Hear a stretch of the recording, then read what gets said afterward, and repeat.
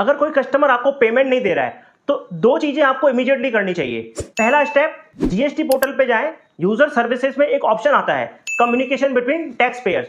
वहां जाकर पार्टी का जीएसटी नंबर और पेंडिंग इनवॉइस डिटेल फिल करके उस पेमेंट को पेंडिंग मार्क कर दीजिए।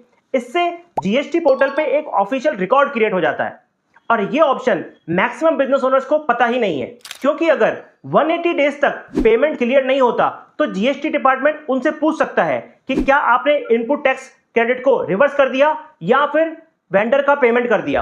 अब सामने वाली पार्टी पे ऑटोमेटिकली प्रेशर क्रिएट होना स्टार्ट हो जाएगा। दूसरा पावरफुल स्टेप, नेक्स्ट टाइम जब आप पेमेंट के लिए रिमाइंडर ईमेल भेजोगे तो उसके साथ में एमएसएमई रजिस्ट्रेशन सर्टिफिकेट यानी कि उद्यम सर्टिफिकेट जरूर अटैच करना और साथ में मेंशन करना कि एमएसएमई डेवलपमेंट एक्ट 2006 के सेक्शन 16 के अकॉर्डिंग अगर कोई एमएसएमई वेंडर का पेमेंट 45 डेज से ज्यादा डिले करता है तो उसको आरबीआई बैंक रेट के 3 टाइम्स इंटरेस्ट पे करना पड़ सकता है, और वो भी मंथली कंपाउंडिंग के साथ। अब सामने वाली पार्टी को लगता है कि मैटर सीरियस हो सकता है और बिना रिलेशनशिप खराब किए पेमेंट रिलीज होने के चांसेस बहुत इंक्रीज हो जाएंगे। इसलिए हमेशा बोलता हूं, बिजनेस में सिर्फ हार्डवर्क काफी नहीं होता, सिस्टम और सही नॉलेज भी बहुत जरूरी है।